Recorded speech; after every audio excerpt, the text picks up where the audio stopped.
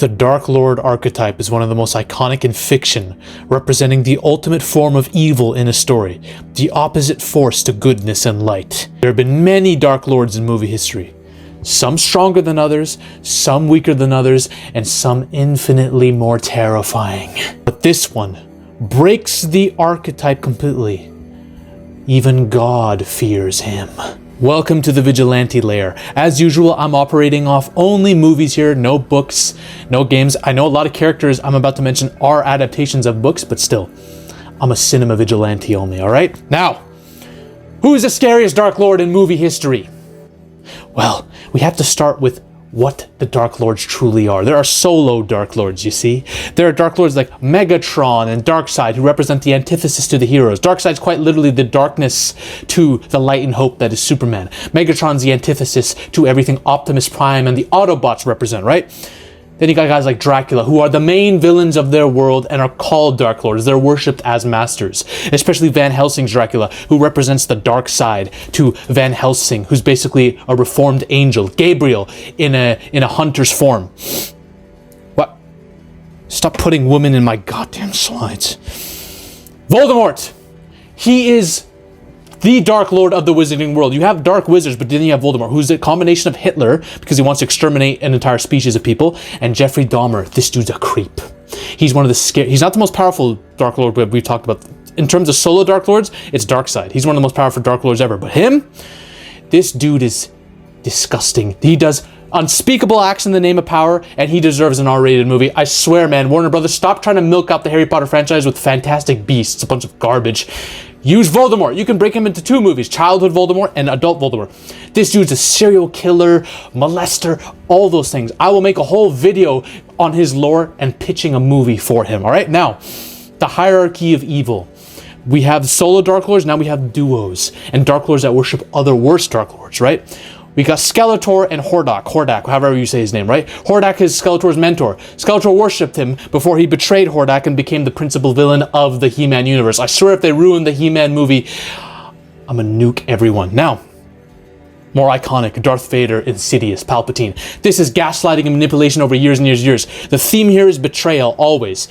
Darth Vader betrays Palpatine. Palpatine's been betraying Darth Vader. He literally manipulated him from the beginning. If you want to bang Padme, you join the dark side, like I betrayed Darth Plagueis the Wise. You know, that's the relationship they have. And I'm gonna be real, as good as these villains are, I like one of them way more than the other. I love Darth Vader. I have nothing.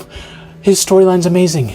Palpatine, I don't get the hype around this character. I know Star Wars fans are about to gut me for this. I think his portrayal, his performance, his character's mannerisms are really funny to see. He's very evil and vile, but he's just evil for the sake of being evil. He's a cartoon. Somebody can educate me on like why this character is deeper than I think he is, and also like, I'd knock him out in a street fight. This old, decrepit man. I don't care. Oh, he has force powers. The lightning, he is the dark side. I have the devil's dandruff on my side, y'all. I'd knock him out with a flying knee. It'd be over.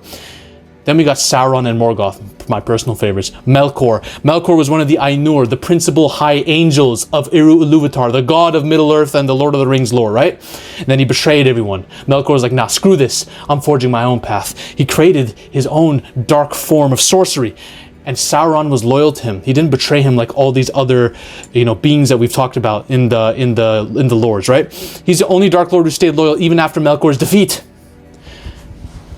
That's very, very interesting. And this is the true Sauron, not this garbage in the Amazon show where, Galadriel and Sauron have a if they, will they, won't they romantic relationship. BS. That's crap. Amazon, I'll write a better show than you any time of the day. You are spitting on his grave. Tolkien is rolling in his grave.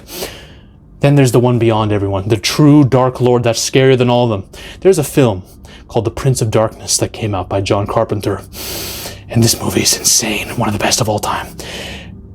One of the main Dark Lords in this, one of the main villains is Satan. Prince of Darkness. But Satan has a master. He has a father, and it ain't God. A high-level priest dies, but he has a key with his corpse. They find the key. This priest notices that the key opens up like this underground layer of a church, and in this church houses a green liquid in a vial, in like a cylinder. What is this? Well, they take a bunch of college kids here, researchers from a science academy or whatever, some crazy university, to study this. And what they find out is crazy. This green fluid contains the essence of Satan in it. If it gets out, we don't know what the hell would happen. People start getting possessed by its essence.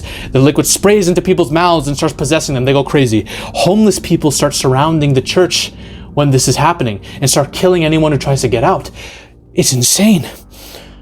Then the green liquid finds its final host. All the possessed people take the green liquid to this chick. Green liquid gets instilled in her, and it looks like she's getting pregnant with something, but then it all dissipates within her, and she becomes fully possessed by the essence of Satan. She is Satan.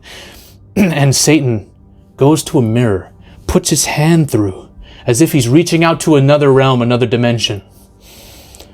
We get our grand reveal, y'all. The church, all these priests have been lied to for years and years. Jesus was a space traveler. All right? He was a space traveler that came to Earth to warn us about the impending coming of Satan. How Satan was a being that walked the earth and was housed in the form of a green liquid into the cylinder. He was a being. And he was put in the cylinder and buried. And because of this, if he was ever to rise up, he would be able to have the power to get his master from another universe and bring him into ours, from another dimension. Jesus died. He literally got killed by us. We were not told the truth. No one believed him.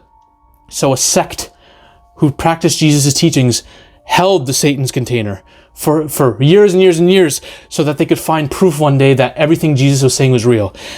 And now we've woken it up. The people from the future, humans from the future that are part of the sect are infiltrating our characters' dreams in this movie too, through tachyons. All our characters start dreaming the same thing. This visual right here.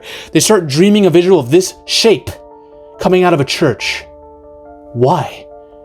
It's revealed that these are tachyon level dreams that are being transmuted from people from the future. They're sending us a message to stop this, to stop what's about to come. What's about to come? Well, the devil's purpose is to meet his true father and take him into our world from another dimension. See, it's theorized in this film by the characters that there is a God of our reality, our known universe, that consists of electrons, protons, all these particles. But for all those particles, there's an anti-version of them. Therefore, there must be an anti-version of God. An anti-God! Someone who exists as a polar opposite of God. And he's locked by God in an antimatter dimension, waiting to be let back in by his child, Satan. So Satan tries. Now, in the end of the movie, one of our main characters, the girl, sacrifices herself, pushes Satan into that realm, and then they shatter the mirror, shattering the gateway between our dimension and theirs. And she's lost forever in it. And we think, oh, is that really how it ends? Did we save ourselves from the anti-God? Well, we're going to get to that. But his power, there's no reason for me to believe he's as powerful as God, because God was able to defeat him and trap him in the antimatter dimension. But if he was let out, this guy would have pretty much at the very least, omniscience and reality manipulation would be just easy for him to have, right? Along with, there's no such thing as fighting this man. You're not fighting this being. He's a God. He's a deity who manipulates space-time.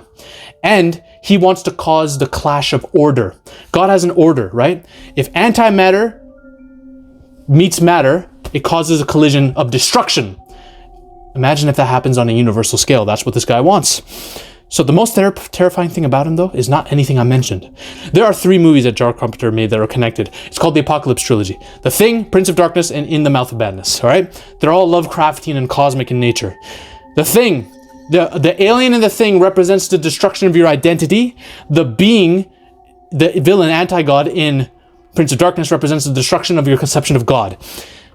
And then In the Mouth of Madness, the stuff that happens in this represents the destruction of our reality. All 3 antagonist forces in these movies come from the same place. I'm about to go full schizo theory here. So she sacrifices herself and pushes her and Satan into the antimatterverse, where they're locked in there with the anti-God. But at the end of the movie, one of our main characters, her love interest, has a dream, a vision, one of those future dreams from tachyons, where he sees this image now. It's no longer that dark figure. It's her, his girlfriend, who sacrificed herself. So we're led to believe maybe the anti-God has a new host, her, and he's able to use her to get in somehow at some point in the future. And Into the Mouth of Madness, a gateway opens up into another world on the other side of the universe. This author, Sutter Kane, is like Stephen King times 10. He writes books that destroys people's minds. And he's influenced to write a specific book by the Outer Gods. Why? Because when he writes it and it's published by Sam Neill, When Sam Neill takes it and gives it to humanity, which is written in, and this book writes reality, right? The book writes what happens in the movie. All of humanity will lose their minds because it opens a gateway into the other side where outer gods will come and infest the minds of humanity and turn them crazy. It'll make them all lunatics. These creatures come in and destroy our reality, and all of humanity descends in chaos. People start killing each other on a rampage. Very similar to what happened to the homeless people in Prince of Darkness. They're all surrounding the church and killing people, right? And then we see that final dream, those dreams that are being sent down to us. I believe they come from the future, right? I believe that's the same reality. That future is the same timeline as Into the Mouth of Madness, where everything's gone crazy already. It's already an apocalypse. So people from Into the Mouth of Madness' future are sending, they think this is happening because of the anti-god and not because of what's happened with Sam Neill's character. So what is happening here? Some of you might be confused watching this. How does this all connect with these three movies? And especially to the anti-god, right?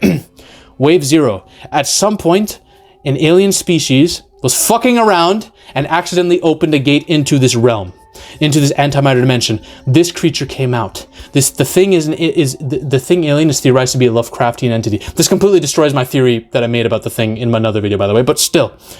This is a lesser entity, a child of one of the outer gods. Yog-Sothoth, probably a child of Yog-Sothoth or Nyarlathotep. Some people theorize it actually is one of these gods. I don't think so. So an alien civilization did this, and Jesus was a space traveler. He probably traveled and met multiple different species and galaxies to try to stop them from opening the gates of the anti-god. Humanity, Satan was their weapon. These aliens, I don't know what happened to them, right? We're not the only civilization that exists in this world. Wave number 1, the true wave, the true attempt from the other side to come into ours. Satan, the green liquid. This was the ace up anti-god sleeve. He comes out and tries to let in the anti-god, but we stop him. Okay, we got a W there, right? Wave 2, mind infestation. The other beings from this dimension come through. The outer gods start playing games, influencing Sutter Kane to write a book that will disrupt reality and let them into the minds of the people. And then wave 3, once chaos is caused by these outer gods who have entered our world, it'll set off like a wave of energy or something that creates an opening for the anti-god to come through and lay waste to all of humanity. And the final wave is universal destruction. What happens when antimatter and matter collide? A burst of energy that destroys everything in its path. Imagine that on a universal scale. That's what the anti-god wants. That's his ultimate revenge on God. To destroy the order of his creations and his universe. That's why he's so terrifying, y'all.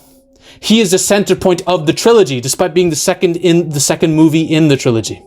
The outer gods come in, and they're like a supporting cast to the anti-god. The outer gods! These Lovecraftian entities are so powerful themselves and creepy. They're like a supporting cast to the main guy. God's evil twin, y'all. That's why he's the scariest Dark Lord ever. Want to know who the strongest demon of all time is? Watch this video here. Ladies and gentlemen, we are on a mission to take over Hollywood. If you want to suggest video topics to me, or talk about your favorite movie theories with like-minded individuals in a community geared towards changing storytelling itself, join the free Discord now. The link is in the description below and probably in the comment section too. Join the Discord now. We're taking over Hollywood one coke line at a time. See you on the other side.